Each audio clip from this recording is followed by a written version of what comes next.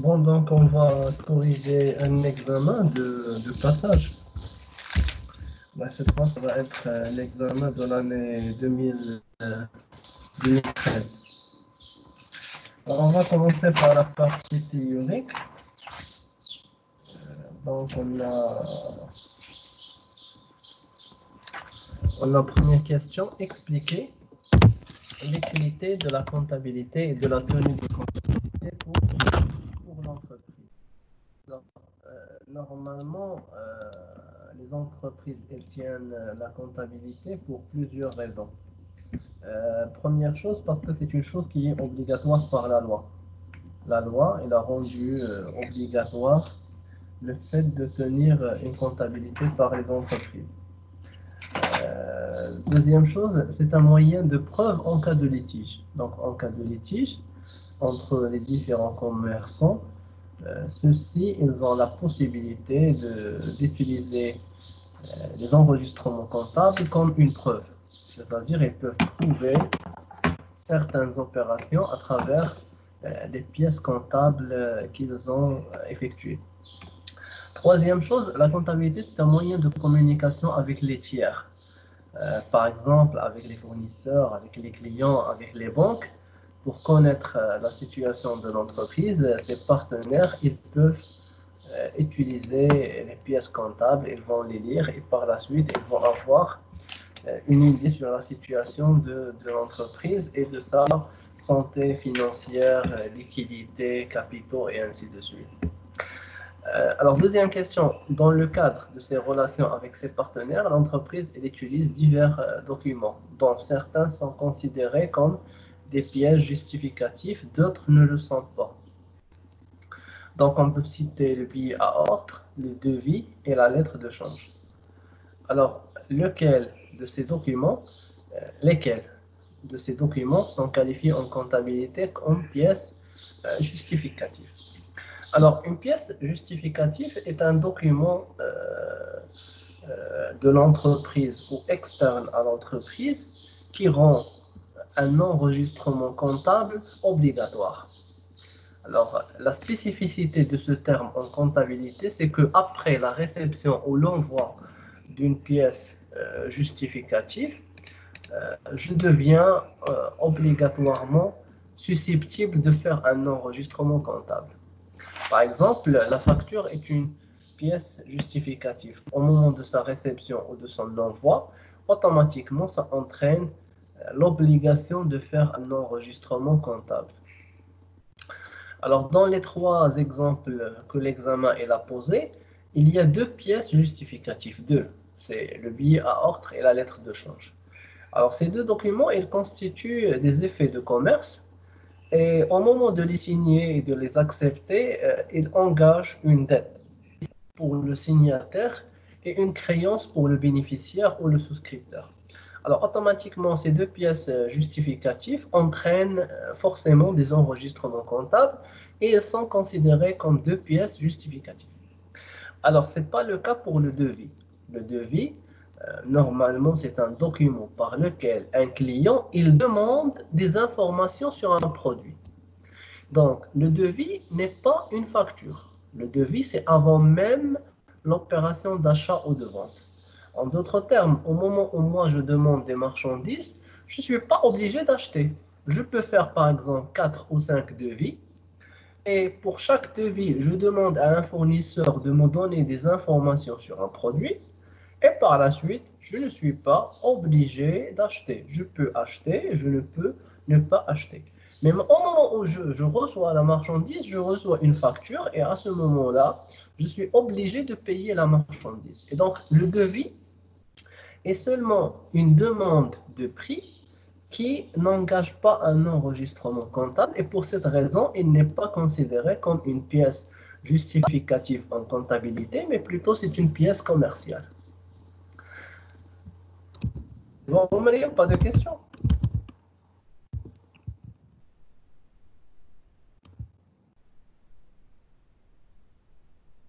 Là, ça va. Alors maintenant, expliquez en quoi consiste la différence entre un billet à ordre et une lettre de change. Alors, première chose, le billet à ordre et la lettre de change sont deux documents commerciaux qui sont utilisés comme des effets de commerce. C'est-à-dire qu'ils matérialisent des ventes et des créances pour le fournisseur et pour le client. Ils ont plusieurs points en commun. Les deux États, ils ont plusieurs points en commun qui rendent à ce que les deux documents soient considérés comme des effets de commerce utilisés pour régler des opérations à crédit et ainsi de suite. Cependant, il y a certaines différences entre les deux documents. Alors, première différence, elle est d'ordre comptable. C'est que la lettre de change nécessite l'acceptation du client, alors que le billet à ordre ne nécessite pas, il n'a pas besoin de l'acceptation du client. Donc, lorsque moi, je reçois une lettre de change, il devra normalement être signé par le client pour être comptabilisé. Alors, pour le billet à ordre, non, je ne suis pas obligé d'avoir cet élément-là. Au moment de remplir le billet à ordre, c'est le client qui fait cette opération-là. Et donc, il est accepté d'office et moi, je n'ai pas une obligation de l'accepter. Donc, c'est accepté depuis sa signature. Deuxième grande différence, c'est que le billet à ordre est un document qui n'est pas obligatoirement signé entre les commerçants, alors que la lettre de change, c'est un document ou obligatoirement utilisable entre des commerçants. Donc, si vous n'êtes pas un commerçant, vous n'avez pas le droit d'utiliser une lettre de change. Mais pourtant, vous pouvez signer et remplir un billet à ordre. Dernière différence, dans la lettre de change, on appelle la personne qui la signe un signataire et on parle on parle de trois parties. On a donc la personne qui va payer la lettre de change, c'est le signataire, et on a le souscripteur et le souscripté. Alors que dans le billet à ordre, non, on parle plutôt d'un signataire et d'un bénéficiaire. Donc les noms des partenaires, ils sont un peu différents. Alors maintenant, troisième question. Indiquez dans quel cas les comptes suivants sont utilisés en comptabilité. Alors, on a 4 comptes. Pour chaque compte, il est utilisé pour une certaine raison. Alors, première chose, on a rabais, remise, ristourne accordé par l'entreprise. Alors, ce compte-là, il est utilisé lorsque l'entreprise accorde un rabais, une remise ou une ristourne après une facture droit. C'est-à-dire qu'il n'est enregistré que dans la facture avoir. C'est lorsque l'entreprise accorde les 3 R dans le cadre d'une facture avoir. À ce moment-là, on utilise ce compte rabais, remise, ristourne accordé. Alors, deuxième compte, c'est virement de fonds. Alors, pour le compte virement de fonds, il est utilisé pour enregistrer les virements réalisés entre les comptes de la trésorerie. Par exemple, lorsque l'entreprise vire des sommes d'argent de la banque à la caisse, elle est obligée d'utiliser le compte virement de fonds. La même chose si l'entreprise fait un virement de la banque vers un autre compte bancaire.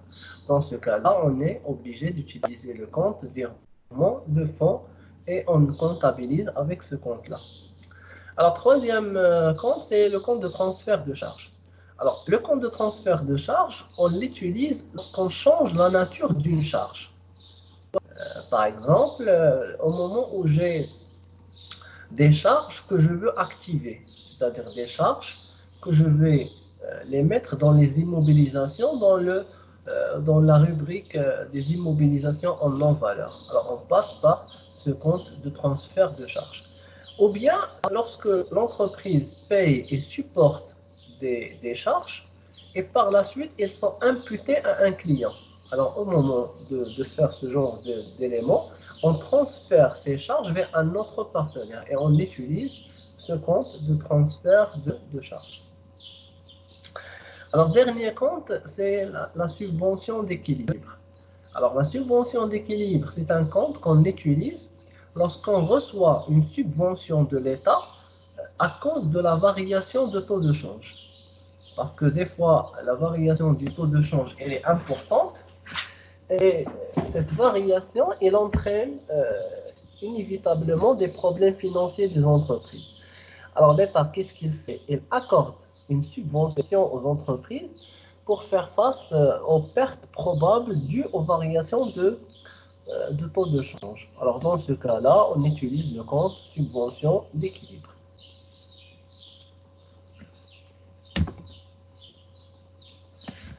Alors, énoncer les personnes qui sont soumises obligatoirement à la TVA sous le régime de déclaration trimestrielle et indiquer les dates de paiement de la dite déclaration.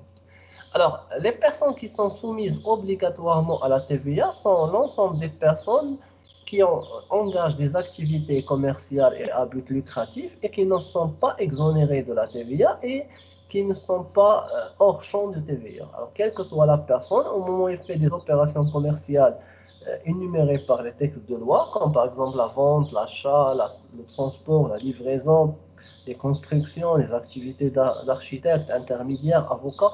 Alors, il y a une série d'activités qui rend la personne imposée à la TVA et qui par la suite devient un sujet de TVA. On appelle ça une entreprise assujettie à la TVA.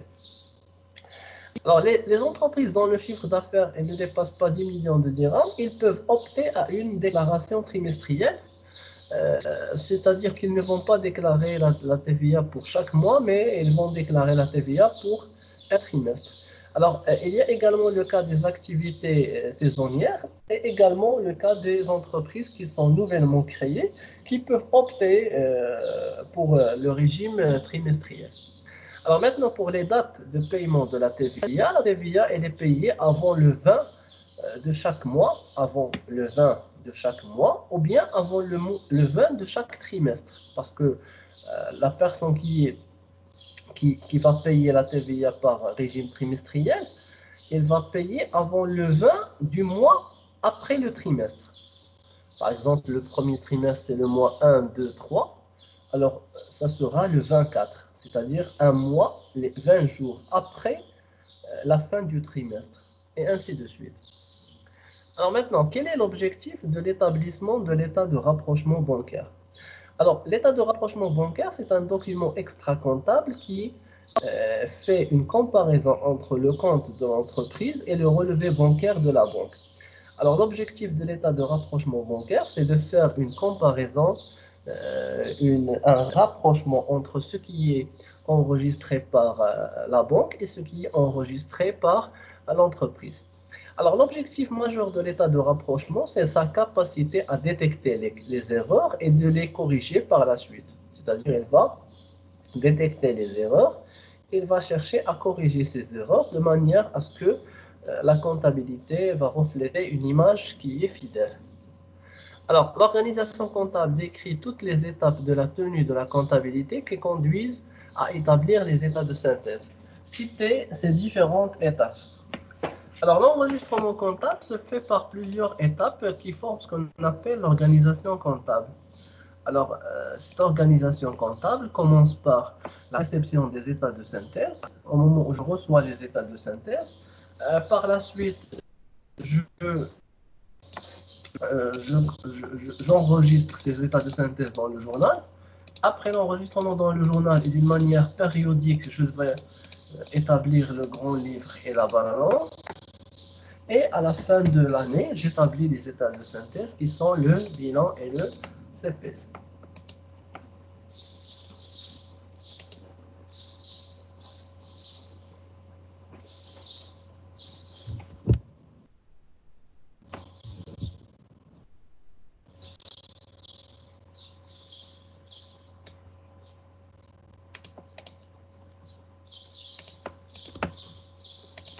Alors maintenant, on va passer au dossier de comptabilité.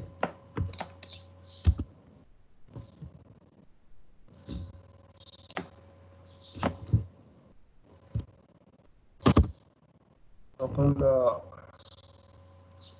la société Top Clean ayant pour activité la vente des climatiseurs, elle met à votre disposition les informations suivantes relatives aux opérations effectuées le mois de mai. En avant de marchandises au client, montant c'est 200 000 dirhams, TVA 20% et payable contre lettre de change numéro 66. On va commencer avec l'opération du 3-5.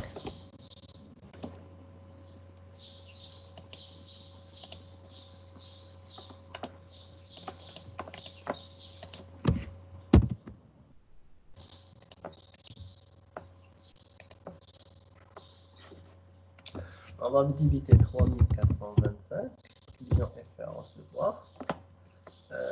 Donc la lettre de change, on va estimer qu'elle est acceptée, sauf indication contraire par la suite, on va changer. Donc on va mettre vente de produits finis et on va mettre état TVA facture. Donc on a 200 000. On aura la quotidienne de 40 000 et on aura 240 000.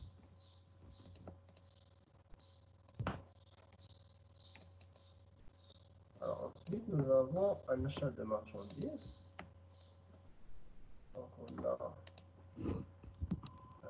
maintenant on a facture 3, numéro 3. On va mettre montant brut.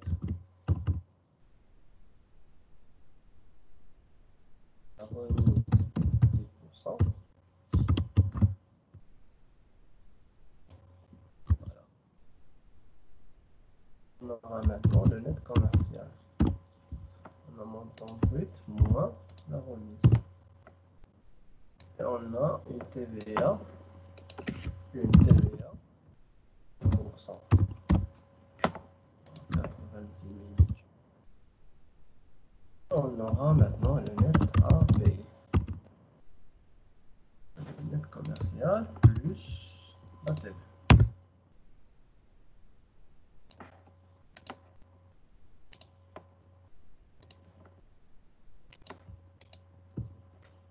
Donc on va débiter, donc la date c'est le 6 mai et l'achat de marchandises. On va débiter la TVA et on va mettre une dette envers le fournisseur. Alors pour l'achat, on va mettre le dernier net commercial, c'est 90 000. Pour la TVA, c'est 18 000. Et pour le... Et on va mettre facture 3.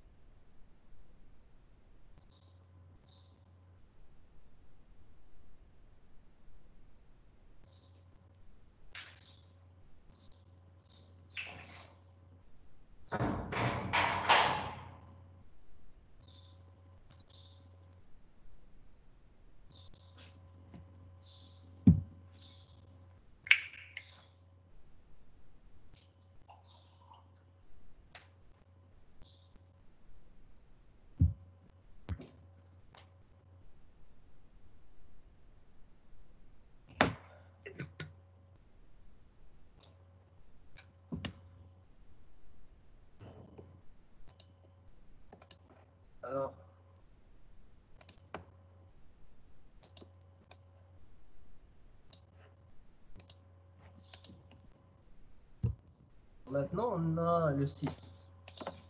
Le 6, hein. Alors, on a payé en espèces les frais de réparation d'un matériel et la TVA, c'est 20%. Alors, lorsqu'on répare un matériel, on utilise le compte 6133, entretien et réparation, et on y ajoute le compte de TVA. Et puisque c'est payé, donc, payé en espèces, donc on va mettre la caisse. Facture, je vais mettre facture.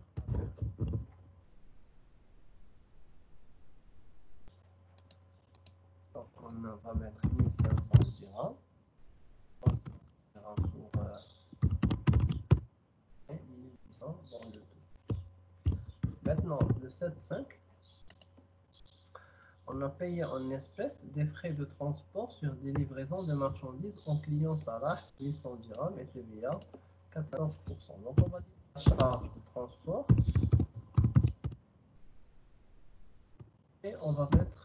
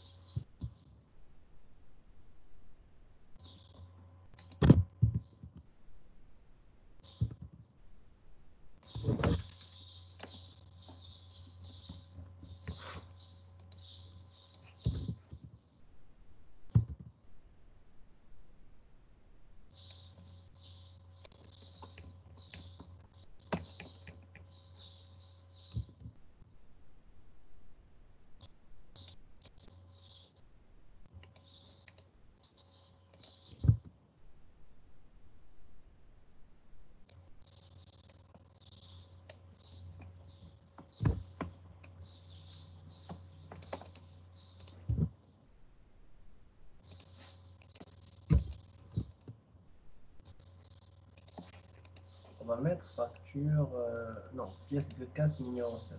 Alors, on va mettre pièce de caisse numéro 7. Alors, pour le montant du transport, c'est 800. En 14%, ça fait 112. Et le tout, ça va faire 912.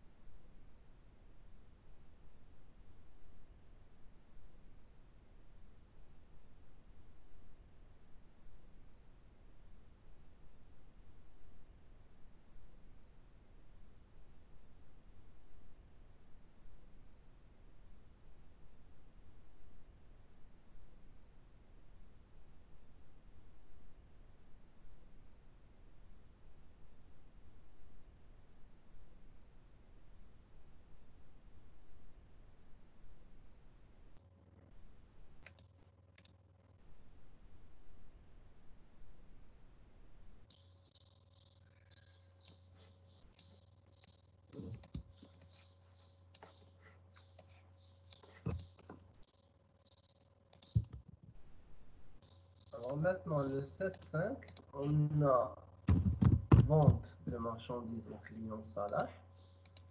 Alors, on a 70 000 dirhams, escompté 1%, TVA 20%, transport récupéré de 800 dirhams et TVA de 14%.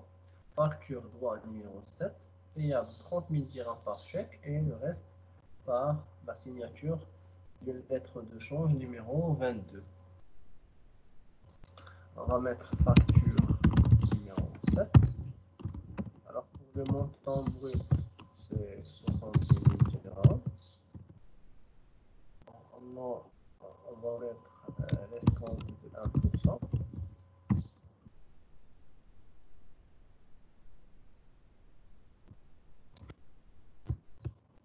On va avoir un net financier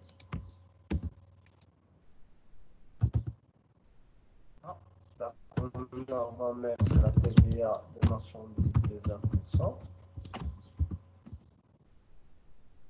On va récupérer le transport. Là, on suivra. Dans la TVA du transport de 14%. Le tout va donner le net à payer.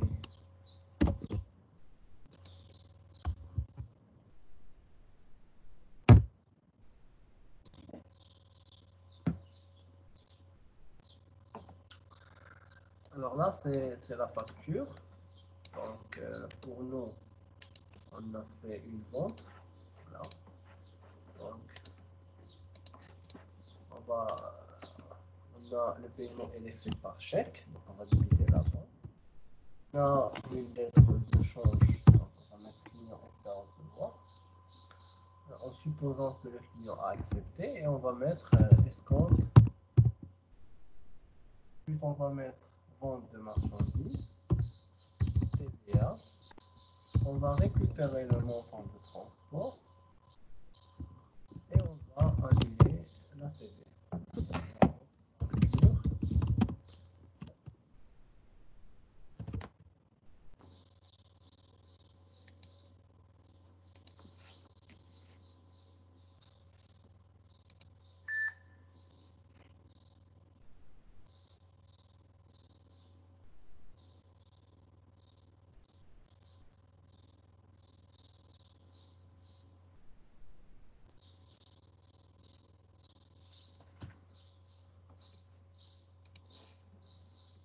Alors, on a dans le compte de vente de marchandises, on va mettre 70 000. La TVA, c'est 1860. Pour le transport, c'est 800. Et 30 000. Alors, pour ce qui est en par chèque, c'est 30 000. Alors, ici, pour calculer le reste, on va prendre 84 72 moins les 30 000 qu'on a. Et puis, nous avons l'escompte de 700. Et nous devons nous assurer de l'équilibre. Voilà, c'est bon, il y a l'équilibre. On passe. Voilà.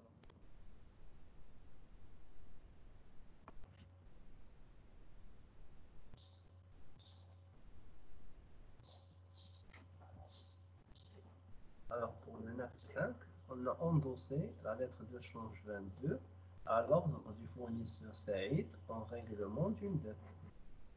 Alors, on a endossé la lettre de change qui est ici. Ça, c'est le montant. On va l'endosser pour un fournisseur. Alors, pour l'endossement, on va débiter le fournisseur et on va créditer le client en effet à recevoir.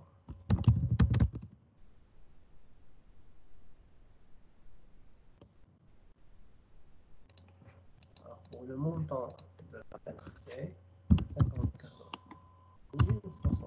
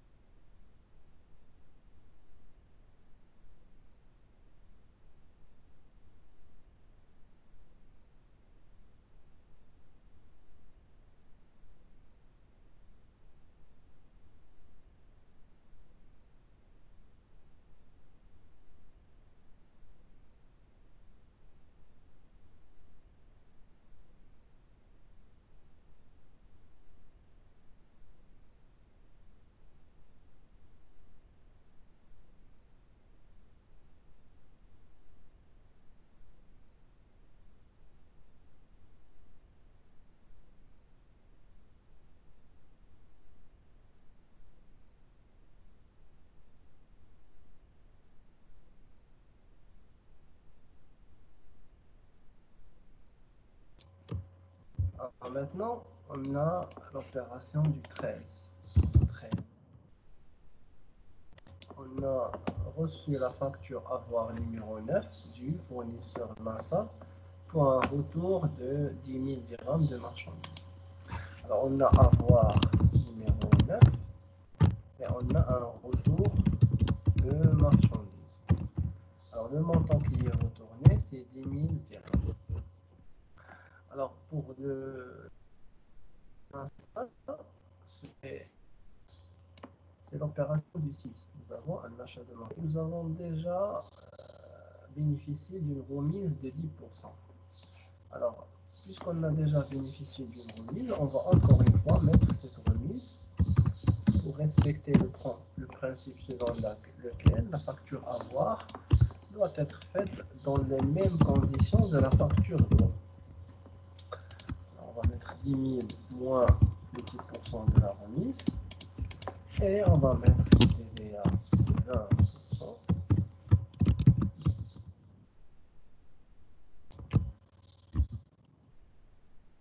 On va trouver le net à déduire.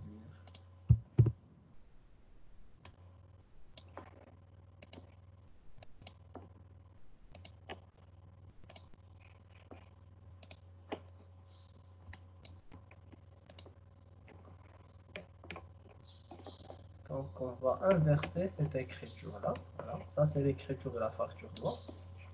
On va l'inverser, donc on va automatiquement diviser l'achat de marchandises et TVA récupérable surcharge. Alors pour l'achat de marchandises, on va mettre 9 000. Pour la TVA, c'est 1000. 10 000. Maintenant,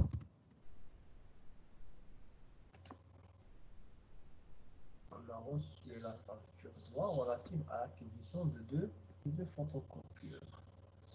Le montant global des deux, c'est 12 000 et la TVA, c'est 20%. La facture est à crédit de 6 mois. Donc on va débiter la classe 2. Donc on a une acquisition d'un matériel mobilier. Donc on a acquisition de deux photocopieurs. On les passe dans un matériel de bureau. On va débiter la TVA récupérable sur une la facture est à crédit de ce mois. On va utiliser dette sur acquisition des immobilisations. On va mettre facture numéro 4.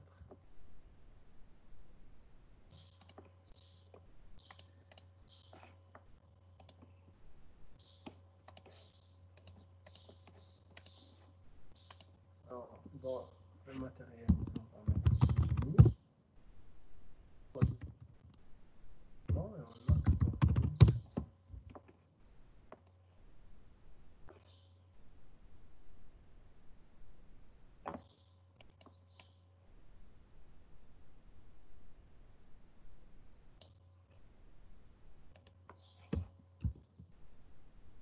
Alors maintenant, le 27.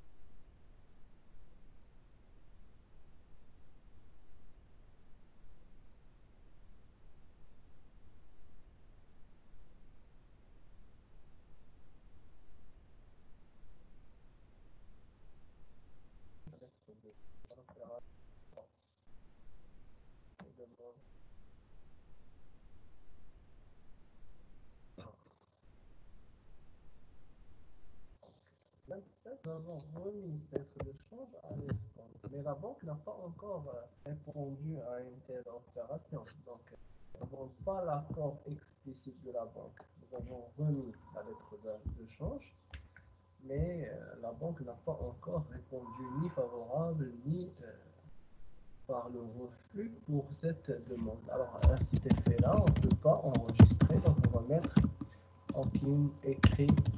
Donc, il n'y a pas d'enregistrement comptable puisque la banque n'a pas encore décidé ou tranché de la question de l'escompte. On va passer à l'opération du 29.5. Alors on a une facture droit numéro 8. On va mettre droit numéro 8.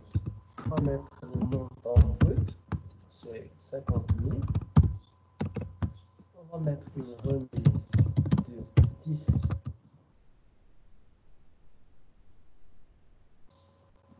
Et on va mettre la TVA, 20%. On a le transport assuré par les moyens de l'entreprise et il est facturé sur le client. Donc c'est un transport forfaitaire. Alors le transport c'est 400 dirhams et on va faire TVA également de 20%. Alors on va calculer la remise. Le net commercial c'est le montant brut moins la remise. Pour la TVA, c'est le net commercial multiplié par 20%. Pour le transport, le billet de transport, c'est 400 multiplié par 20%. Et pour le net, c'est le net commercial plus la TVA, plus le transport, plus la TVA.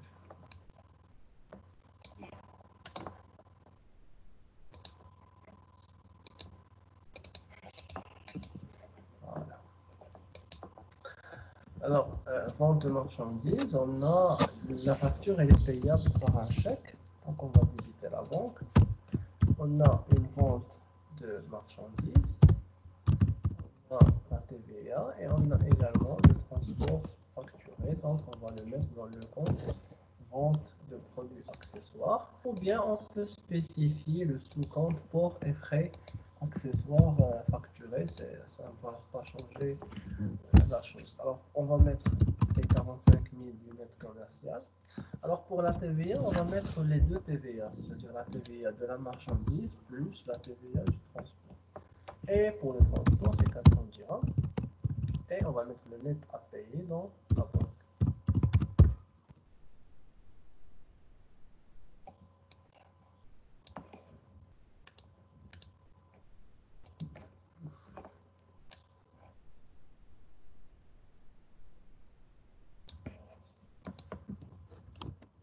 Alors maintenant, le 30, on a reçu un avis de crédit de la banque relatif à la remise à l'escompte de la lettre de change. Donc, on a déjà le montant de l'escompte, le montant de la commission. Et on connaît déjà la valeur nominale de l'effet, c'est 240 000. On va passer à l'écriture de l'escompte, on va débiter la banque, on va débiter l'emprunt, intérêt des emprunts et dettes. On peut également utiliser le compte intérêt bancaire sur opération de financement, c'est le même compte.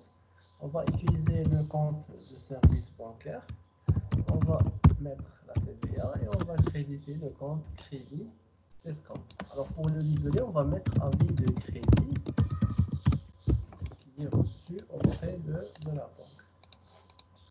Alors dans les fonds de crédit escompte, on va mettre la valeur nominale. Alors maintenant pour l'intérêt des emprunts, c'est 1090. Pour les services bancaires, c'est 10. Et pour la TVA, on va mettre 1090 plus 10 fois 10%.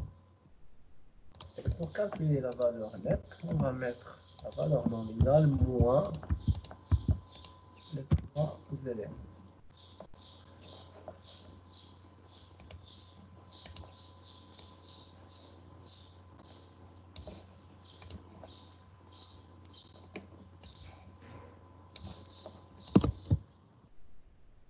Alors maintenant, le 30.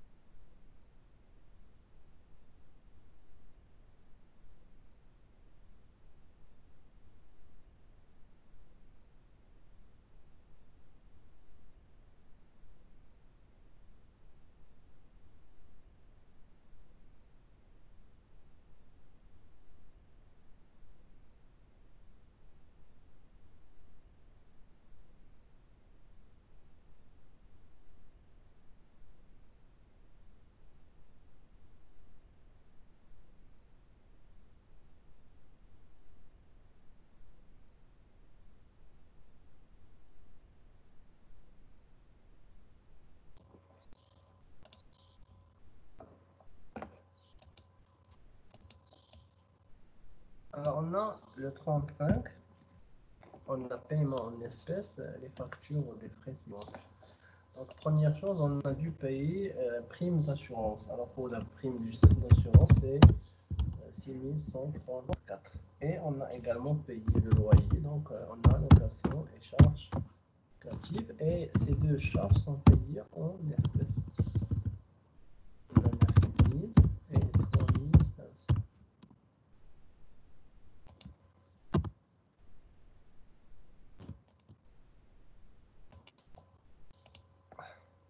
Alors, dernière opération, c'est le 31 mai. Le paiement par virement bancaire des salaires du personnel. Alors, on va débiter le compte rémunération du personnel et on va créditer le compte banque. On a un montant de 131